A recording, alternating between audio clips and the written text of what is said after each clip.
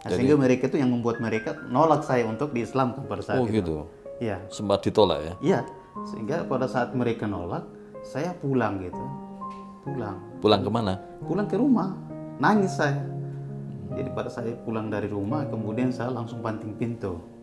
Pas saya sudah diislamkan, sudah masuk Islam, memang orang tua saya datang untuk meminta kembali ke kampung. Tapi saya menolak. Bahkan sempat pada saat itu dia marah-marah. Kenapa kamu berani? Padahal saya sudah tidak izinkan kamu untuk masuk Islam. Kalau memang itu keputusan kamu, ya sudah. Kalau memang kamu tidak mau ikut saya sekarang, ya sudah. Kita putus hubungan saya sampai di sini saja kan begitu.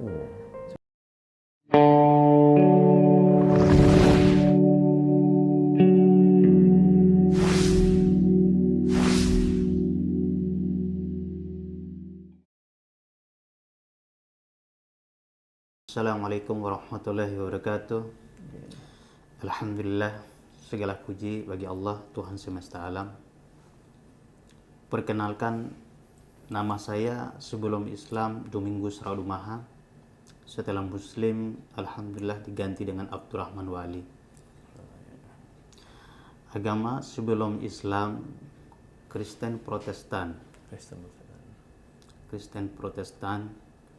Setelah Muslim, agama sebelum Islam Kristen Protestan. Asalnya, Ustaz?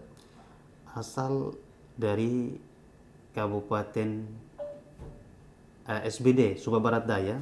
Jadi tempat tanggal lahir saya itu Kodi SBD Sumba Barat Daya. Ya. Di situ Islam minoritas atau mayoritas? Minoritas. Minoritas. Jadi mayoritas Kristen Kristen Protestan. Protestan. Oh, jadi Ustadz Abdurrahman lahir dari keluarga Kristen. Dari keluarga Kristen. Berapa persen perbandingan itu kira-kira? Ya, perbandingannya dari 100% itu hanya cuma 5% muslimnya. Sampai sekarang gitu? Iya, sampai sekarang. Tapi hubungannya baik-baik ya? Alhamdulillah, kalau toleransinya sangat baik.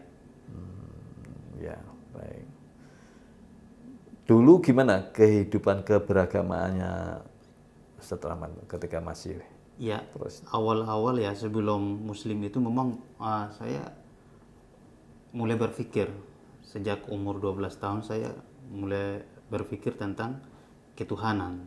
Tapi saya belum tahu muslim seperti apa dulu kan. Alhamdulillah setelah saya merantau dari kampung halamannya saya ke Sumba Timur, saya baru menemukan kebenaran itu sendiri. Dan disitulah saya mendapatkan hidayah. Dan bahkan saya yang meminta sendiri untuk diislamkan di kota Wengapu pada saat itu. kota Wengapu, Kabupaten Sumba Timur. sebelum masuk Islam dulu gimana keagamaan Ustadz Rahman? Sebelum Islam ya memang ya biasa-biasa saja kan seperti itu.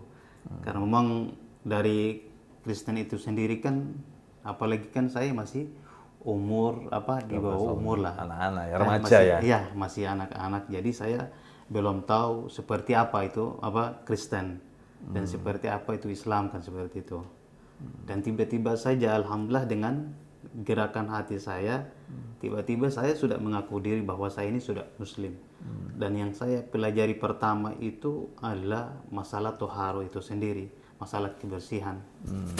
Gitu. Sehingga saya yang membuat saya itu ketertarikan untuk diislamkan itu sendiri kan begitu. Dan bahkan saya meminta kepada orang-orang Islam itu sendiri agar saya diislamkan, segera diislamkan. Iya. Dulu sering ke gereja? Kalau dulu belum pernah. Dulu pernah waktu bukan di gereja sih, di rumah saja pada saat ada acara, dan di situ pada saat ada perjamuan juga kan. Di rumah di situ ada minum sudah itu anggur kalau saya tidak salah ya. Ya, jadi memang kalau saya yang dilewatkan itu dari semua anak-anak itu kan, dan saya memang di tengah-tengah itu saya sendiri yang dilewatkan oleh orang tua dan oleh wallahu alam, saya juga kurang tahu. nggak pernah ke gereja, memang nggak ada gereja? Atau nggak diajak orang tua ke gereja? Kalau gereja tuh banyak. Ya. Tapi orang tua aktif ke gereja? Kalau orang tua juga kan baru sekarang juga kan gitu. Artinya kan eh, mereka bukanlah Kristen yang taat gitu. Oh, Ya. gitu. Termasuk Ustadz Rahman juga waktu itu Iya. bukan sebagai Kristen yang taat, Iya, seperti itu. Kristen KTP gitu. Iya. Tapi setelah saya Muslim, alhamdulillah saya pelajari Kristen gitu. Oh. Dan saya sempat juga adakan perbandingan antara Al-Qur'an dan Alkitab itu Setelah sendiri. masuk Islam. Ya, tapi ternyata ya ada beberapa hal yang memang saya temukan di dalam Al-Qur'an. Kemudian juga di dalam kitab Injil, ya. Dan itu memang banyak sekali kesamaannya kan seperti itu. Salah satunya seperti sunat, puasa, kemudian juga di situ ternyata ada sholat, kan gitu. Nah, kemudian berjilbab juga ada. Nah, sedangkan di dalam Al-Quran itu kan larangan makan daging babi juga ada. Di Kristen juga ada larangan makan daging babi. Maka setelah saya Muslim itu saya semakin mendalam gitu, semakin mendalam.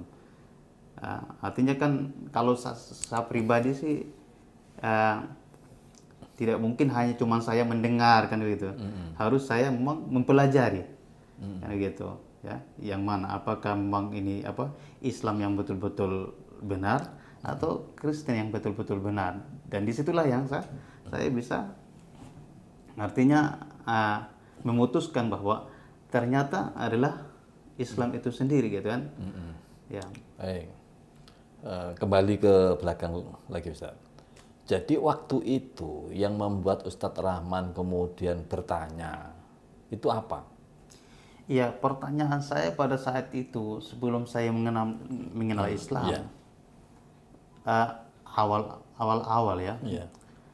kok kenapa saya ini seperti ini? Artinya ketika saya makan pada saat itu, tiba-tiba saya waktu memakan sesuatu, kok tergerak hatinya saya itu untuk memikirkan, kok kita ini dari mana kan seperti itu? Dari mana? Iya, dari mana? Dan ketika saya berjalan pun saya sering melihat gitu kan, kaki saya bisa bergerak, kok tubuh saya ini bisa bergerak. Kok kita ini dari mana sebenarnya? Di situ mulai berpikirlah saya pada saat masih umur 12 tahun itu kan gitu. Nah, cuman saya pada saat itu kan tidak tahu Islam seperti apa kan pada saat itu, karena memang di kampung saya kan tidak ada Islam. Tidak ada Islam, bahkan jauh. Tapi di Kristen kan diajarkan seperti itu. Manusia dari mana, mau kemana gitu. Iya, memang diajarkan juga seperti itu. Cuman kan tidak seperti Islam itu sendiri kan berurutan itu kan. Artinya memang dijelaskan sedetail mungkin ya. Kalau di Kristen kan, kalau di Islam itu sendiri kan, kalau di Kristen itu sendiri yang dipertuhankan itulah adalah Yesus kan gitu. Sedangkan di Islam itulah yang dipertuhankan adalah Allah Subhanahu wa taala yang mengutus kepada para nabi dari sejak Nabi Adam alaihissalam sampai kepada Nabi Isa putra Maryam yang diyesuskan, kemudian Nabi Muhammad sallallahu alaihi wasallam adalah nabi terakhir kan begitu. Yang akan melanjutkan kepada artinya penyempurna bagi semua kitab itu sendiri kan begitu. Ya. Baik. Tadi kan bertanya asalnya manusia dari mana kemana kan ya. Lalu pertanyaan itu mendapat jawaban dari mana, Ustaz? Mendapat jawaban itu memang dengan sendirinya itu. Sendirinya. Dengan sendirinya itu sudah mulai berpikir. Dan pada saat itu alhamdulillah saya juga kan pada saat itu saya tinggal dengan orang Muslim. Iya. Tidak bersama orang tua? Tidak bersama dengan orang tua lagi. Jadi dari umur 12 tahun itu sudah merantau. Dan itu saya tinggal dengan orang Muslim, dan kebiasaan orang Muslim di situ itu saya sering melihat gitu, ya mengamati.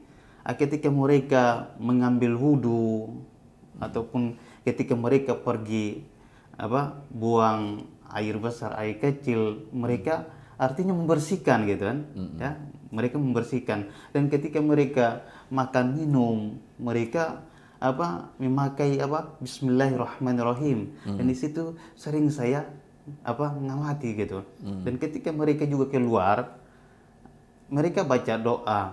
Ketika mereka masuk rumah mereka salam gitu. Itulah yang memang awal-awal itu yang saya yang membuat tertarik ya pada Islam, yang membuat tertarik gitu. pada Islam ya. Ya. Emang sebelumnya ketika masih Kristen nggak pernah berdoa, nggak pernah Tidak membersihkan? pernah, tidak pernah sama sekali.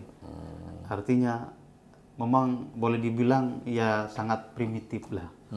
Kalau bagi saya pada saat itu, karena memang saya kan tidak tahu, Kristen juga saya tidak tahu, Islam juga saya tidak tahu kan seperti itu. Hanya kebetulan dilahirkan dari keluarga Kristen jadi Iya, Kristen gitu iya. ya. Oh, nggak pernah ikutan apa istilahnya misa di mana pendeta menerangkan ini nggak pernah. Tidak pernah. Tidak pernah. Tapi pernah pada saat setelah Muslim. Oh enggak, sebelum maksudnya Iya. sebelum. Sebelum Muslim itu belum pernah sama sekali. Setelah Muslim memang ada gitu yang menjelaskan. Jadi dari awal toharoh, kemudian doa-doa harian itu yang kemudian membuat setelah tertarik dengan Islam ya. Tertarik dari itu. Setelah tertarik itu gimana selanjutnya? Setelah tertarik, disitulah pada saat itu ada momen pada saat ada acara khitanan di kampung itu sendiri. Dan disitulah yang saya minta untuk ikut untuk diislamkan gitu. Tapi pada saat itu juga kaum muslimin pada saat itu tidak artinya mereka tidak menerima begitu saja tanpa mencari tahu kebenaran dari saya. Karena pada saat itu juga mereka meragukan gitu kan. Dikarenakan saya kan masih umur 16 tahun juga. 16 tahun. Waktu saya minta, bahkan mereka takut terhadap keluarga saya. Orang tua saya jangan sampai ada tuntutan gitu. Bahkan ada yang mengatakan jangan sampai ini Abdurrahman ada pacar dengan orang Islam itu sendiri. Padahal sementara saya pada saat itu kan masih umur 16 tahun. Tidak mungkin dong saya pacaran kan begitu. Nah, sehingga mereka itu yang membuat mereka nolak saya untuk diislamkan pada saat itu. Gitu. Iya. Sempat ditolak ya? Iya. Sehingga pada saat mereka nolak, saya pulang gitu. Pulang kemana? Pulang ke rumah. Nangis saya. Jadi pada saya pulang dari rumah, kemudian saya langsung banting pintu. Kemudian yang tempat tinggal saya bilang, kenapa kamu banting pintu? Akhirnya saya mengatakan bahwa apakah ketika saya masuk Islam itu harus saya bayar dulu baru dikasih masuk Islam, begitu. Kemudian di tempat tinggal saya mengatakan bahwa bukan dibayar Rafael, ya, gitu. Saya dulu nama panggilnya Rafael. Rafael. Ya, tapi nama aslinya saya itu Domingus Radumaha. Bukan ketika seseorang masuk Islam itu bukan berarti dibayar. Yang dibayar itu yang tukang sunat saja kan seperti itu. Nah, dikarenakan pada saat itu mereka memang takut dengan keluarga saya, gitu. Ya, mungkin mereka berpikir bahwa ini Abdurrahman ini kan masih di bawah umur juga, kemungkinan kan seperti itu. Sehingga di situ pada saat itu sudah, kalau begitu, kalau memang mereka sudah menolak saya untuk diislamkan, kalau begitu apakah ada cara lain? Menolak mengislamkan. Iya, mengislamkan. Dia bilang ya paling dengan cara itu sudah, yang dibayar itu yang tukang sunat saja. Kalau begitu sudah, saya punya uang 75.000, bawakan saya di tempat sunat saja. Kayak gitu. Bawakan saya di tempat sunat saja untuk disunat saja gitu. Akhirnya mereka kembali lagi untuk serahkan ke tempat acara itu. Ini anak ini sudah memaksa kita ini untuk diislamkan, bahkan disuruh kita untuk bawa ke tempat sunat. Ini bagaimana caranya kan begitu. Alhamdulillah, setelah mereka berunding, sudah kalau begitu kita buat surat pernyataan. Yang penting dia mau bertanggung jawab terhadap keluarganya. Nah, sudah, kalau begitu, kalau itu permintaan bapak-bapak, saya akan siap. Yang penting saya siap disahadatkan gitu. Alhamdulillah. Pernyataan bahwa masuk Islam atas kehendak sendiri ya, gitu ya. Atas ini atas kemauan sendiri, bukan atas paksaan kan begitu. Pada saat itu. Saat itu juga kemudian Ustaz Ahmad disunat juga. Ya, alhamdulillah besoknya baru disunat. Ya, jadi malamnya itu disahadatkan dulu katanya. Oh. Nah, dulu yang sahadatkan saya itu almarhum Habib Hasan. Beliau sudah meninggal dunia, semoga Allah Subhanahu wa taala menerima amal ibadah beliau di Amin. insyaallah. Dia dari Malang dulu. Oh, iya. Waktu itu ada peserta sunat yang lain ya, Ustaz Rahman paling besar mungkin ya? Iya, yang paling besar saya. Paling besar saya. Nggak konsultasi dulu dengan orang tua atau minta izin orang tua atau memberitahu orang tua Sebelumnya saya sudah berulang-ulang untuk minta izin untuk masuk Islam ke orang tua. ke orang tuanya, tapi mereka tidak mengizinkan. Apa kata mereka? Kata mereka tidak boleh. Jadi alasan mereka itu kenapa mereka tidak mengizinkan saya untuk Islam? Dikarenakan kalau saya nantinya sudah Islam, bahkan mereka mengatakan kamu tuh akan jauh dengan orang tua. Padahal tidak seperti itu. Bahkan setelah saya Islam, alhamdulillah, justru saya lebih dekat dengan orang tua. Bahkan saya lebih disayangi oleh mereka sekarang ini dibandingkan saudara-saudara saya yang belum Islam kan seperti itu. Bahkan yang dikagumi oleh keluarga itu sendiri adalah saya sendiri. Masya Allah. Ya, Anak kesayangan. ya, alhamdulillah. Berapa saudara? Kami bersaudara 7 bersaudara. Bersaudara. Jadi 2 orang masih Kristen, kami berlima sudah Muslim. Ustaz, antum sendiri Islam yang keberapa waktu itu di keluarga? Di keluarga? Iya, Iya, yang pertama. Yang pertama? Iya, yang pertama. Makanya orang tua kemudian keberatan ya? Iya, yang sehingga orang tua itu keberatan gitu. Selain takut jauh dari keluarga, apa lagi yang membuat orang tua? Paling itu saja. Karena memang pada dasarnya mereka ini kan tidak paham dan tidak mengerti. Ya. Ketika orang tua bilang gitu, apa penjelasannya Ustaz? Jadi ketika mereka mendengar bahwa saya sudah diislamkan, sudah masuk Islam, memang orang tua saya datang. Datang untuk meminta kembali ke kampung. Tapi saya menolak. Bahkan sempat pada saat itu dia marah-marah. Kenapa kamu berani? Padahal saya sudah tidak izinkan kamu untuk masuk Islam. Kalau memang itu keputusan kamu, ya sudah. Kalau memang kamu tidak mau ikut saya sekarang, ya sudah. Kita putus hubungan saya sampai di sini saja kan begitu. Cuma saya mengatakan bahwa oke, kalau memang itu Bapak yang menginginkan, kalau Bapak yang memutuskan hubungan Bapak dengan anaknya, tapi anak tidak mungkin memutuskan hubungan dengan Bapak. Itu saja. Silakan Bapaknya. Tapi kalau meminta saya untuk memaksa saya untuk kembali ke kampung, untuk keluar dari Islam ini, saya tidak bakalan untuk kembali lagi. Ya, bukan berarti saya durhaka. Justru ketika saya kembali kepada agama sebelum Islam, maka justru saya durhaka kepada Allah. Ya, kan begitu. Latar belakang orang tua gimana? Pekerjaan, Ya, pendidikan? kerjaan orang tua saya tani. Tani. Tani. Aktif di gereja? Tidak juga. Enggak ya. Ya, Tapi memang mayoritas desa gitu. mayoritas Kristen. Apa pandangan Ustaz Rahman atau keluarga Ustaz Rahman terhadap Islam sebelum masuk Islam? Sebelum masuk Islam. Iya. Dan memang saya pada saat itu ketika bergaul dengan Muslim itu memang sangat baik sekali gitu. Artinya ya biasa-biasa saja artinya tidak ada seperti saudara sendirilah pada saat itu di Muslim itu sendiri kan begitu. Sehingga saya memang besar di lingkungan Muslim pada saat itu. Ya. Kalau orang tua sendiri punya pandangan seperti apa kepada Islam sehingga ketika antum masuk Islam mereka takut gitu? Kalau sekarang, kalau dulu itu memang mereka punya ketakutan itu saja karena yang ditakutkan itu saya itu jauh dengan orang tua gitu. Nah, itu saja yang mereka takutkan. Tidak ada yang lain yang mereka takutkan. Ya, kemudian setelah syahadat ya. Ya. Setelah syahadat gimana rasanya? Alhamdulillah setelah saya disahadatkan kemudian disunatkan, pada saat itu juga ketika saya dengar dikomandangkan azan di masjid, Allahu Akbar, langsung saya itu segera, padahal ini di tempat tinggal saya, di tempat sunat saya pada saat itu, jangan dulu Abdurrahman, kamu itu kan baru habis disunat, ini masih sakit.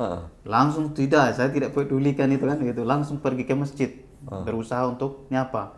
Jadi saya itu hanya pakai kain saja, sudah langsung ikut sholat, saking gembiranya kan, saking senangnya. Karena memang sudah sekian lama saya merindukan untuk sholat gitu. Karena memang saya sudah sering lihat orang sholat di masjid itu sendiri. Terus apa yang terjadi kemudian di masjid itu? Alhamdulillah, memang di situ sangat tenang. Bahkan saya itu bergembira, bahkan saya sempat mencucurkan air mata. Apalagi pada saat itu setelah saya baca surah mengenai ancaman terhadap Abu Lahab, Tabbat Yada itu, di situ saya semakin mencucurkan air mata saya. Ya, kalau seandainya saya belum diberi hidayah oleh Allah, maka bisa jadi seperti ini. Tidak sakit waktu itu? Apa tuh? Artinya baru disunat langsung jalan ke masjid pakai sholat, nggak terasa sakit? Sakit karena memang pada saat itu kan bukan ya, kalau dulu tuh kita bukan sunat dengan dokter gitu. Itu yang alami ya. Pakai apa sih? Pisau, pisau pakai pohon pisang. Jadi kita duduk di atas, kemudian gitu. Ada sebuah kemudian ditarik baru langsung potong itu. Tapi alhamdulillah tidak merasakan apa juga itu, hanya sebentar saja. Cuman pada saat ditaruh obat itu yang merasakan perihnya tuh, sakit kan. Itu saja. Masya Allah, iya. Peserta paling tertua Ya. di saat itu. Nah, setelah itu gimana, Zat? Setelah itu saya mulai belajar. Belajar Iqra. Dan ketika saya belajar Iqra itu alhamdulillah, dan memang saya pada saat itu saya selalu berdoa kepada Allah Subhanahu wa taala agar saya diberi kemudahan untuk membaca Al-Qur'an. Dalam jangka 2 minggu saya bisa membaca Al-Qur'an. Iqra 6, dan dari Iqra 6 itulah saya mulai mengajarkan ngaji gitu. Dan ya saya langsung ngajar ngaji pada saat itu. Jadi guru ngaji ya? Iya, jadi guru ngaji. Dikarenakan pada saat itu ketika saya sering sholat di sebuah daerah yang mana daerah itu yang ada musolanya tidak ada yang sholat sama sekali, bahkan di situ tidak ada guru ngajinya, sehingga di situ memprihatinkan sekali kan gitu. Nah, ketika saya selesai sholat dari situ, saya menanyakan keadaan yang ada di situ kaum muslimin itu sendiri kan. Ngaji anak mereka itu ngaji di mana. Kemudian ibu itu mengatakan bahwa anak kami itu terkadang ada yang antar di At-Taqwa, itu jauh, sekitar 3 kilo lah dari tempat itu. Kemudian ibu itu mengatakan, apakah di situ mau mengajarkan ngaji? Saya bilang, saya justru itu, kalau memang ada yang mau ngaji, saya siap untuk mengajarkan ngaji. Karena memang pada saat itu hanya sangat memprihatinkan. Baik. Nah, sekarang aktivitas Ustadz Rahman sekarang apa? Ya itu dakwah. Artinya tetap saya sampai saat sekarang masih ngajar ngaji. Dari kota ke pelosok. Kalau dulunya dari rumah ke rumah, dulu pakai sepeda. Jadi keliling dari selesai sholat asar itu sudah saya jalan sampai jam 11 malam. Tiap hari? Iya, setiap hari. Setiap hari? Setiap hari itu. Berapa kilo? Tidak, memang itu setiap rumah itu saya datangi itu, yang sudah orang tuanya yang meminta saya untuk diajarin anak-anak mereka untuk ngaji kan gitu. Bahkan ada kemarin itu dari orang tua mereka itu ada yang, kamu minta berapa kan begitu. Saya bilang saya tidak minta gaji, yang penting kalian itu, anak kalian itu mendukung untuk ngaji. Dikarenakan di daerah sana pada saat itu masih minim sekali guru ngajinya gitu. Dan memang saya itu janji saya kepada Allah bahwa ketika saya bisa membaca Al-Quran, alhamdulillah saya akan mengajarkan kan seperti itu. Itu jarak, ini kan di kampung ya, di desa gitu. Dari jarak rumah satu ke rumah lain atau dari kampung satu ke kampung lain gitu? Jadi dulunya dari rumah ke rumah. Dulu tempat ngajinya saya kan sekitar dari dari rumah saya dari Hambali itu sampai di daerah itu kan, itu sekitar 3 kilo sampai 4 kilo. Kalau sekarang tidak, sekarang lebih jauh lagi. Lebih jauh lagi. Tapi dari kota itu ke daerah sana itu 25 kilo. Tapi naik motor. Iya, naik motor. Jadi pulang balik itu 50 kilo. Jalannya gimana itu? Ya alhamdulillah, kalau jalannya ya lumayan apa lah gitu. Sudah beraspal gitu? Iya, sudah beraspal. Sudah beraspal. Kenapa nggak dikumpulkan di satu tempat gitu sehingga antum lebih enak, nggak? Cuman kan kalau kita mau kumpulkan jadi satu, justru mereka itu akan apa juga karena memang jauh. Dan disitulah mereka juga kan dari kaum muslimin ini sendiri kan tidak ada yang memperhatikan mereka. Ya, bukan tidak ada, memang banyak guru-guru ngajinya gitu. Jadi memang ada beberapa daerah yang saya buat tempat TPA saya gitu. TPA. Ya. Itu saya sampai saat sekarang saya tetap ngaji terus. Iya, tiap hari ngajar pagi sampai malam. Iya, sampai. Lalu nafkah antum dan keluarga dari mana? Ya memang nafkah itu sendiri memang saya dari pagi saya cari uang sampai siang. Siang itu. Cuman kemarin itu begini, ketika saya sendiri ini kan punya keterbatasan ya dari segi ilmu itu sendiri ya boleh bilang terbatas. Kemudian saya juga punya teman dulu ya sekarang ini kan gitu. Dulu boleh bilang saya itu satu kaki pincang lah. Dan ketika ada saudara saya itu dia seorang mualaf juga. Ya, dia adalah seorang ustadz Jimmy dari Poso kan. Jadi pada saat itu saya juga ketika dia datang untuk merawatkan dan memang dia dari yayasan Baitul Maqdis dari pusat Jakarta. Alhamdulillah sekarang kami sedang ada buat program untuk menyekolahkan anak-anak yang dari NTT nanti insya Allah ke pondok-pondok pesantren ya, ke pondok-pondok pesantren. Setelah mereka pulang dari sana, alhamdulillah mereka lah yang akan melanjutkan dakwah ini. Amin. Gitu ya. Maaf, Ustaz Ahmad apa pekerjaannya? Kalau saya sih ya dagang gitu. Dagang. Iya. Iya. Jualan. Iya. Jual di kios. Pakaian? Bukan sembako. Sembako ya. Mudah-mudahan dibukakan rezeki dari pintu-pintu yang lain, Ustaz. Amin. Dan mudah-mudahan Ustaz Rahman tetap istiqomah di jalan dakwah, dikuatkan dan dimudahkan. Amin. Ya, karena itu yang penting bagi umat dan bagi kita semuanya. Baik Ustaz. Terima kasih Ustaz atas sama-sama. kisahnya. Sama-sama. Mudah-mudahan menjadi amal baik kita semua.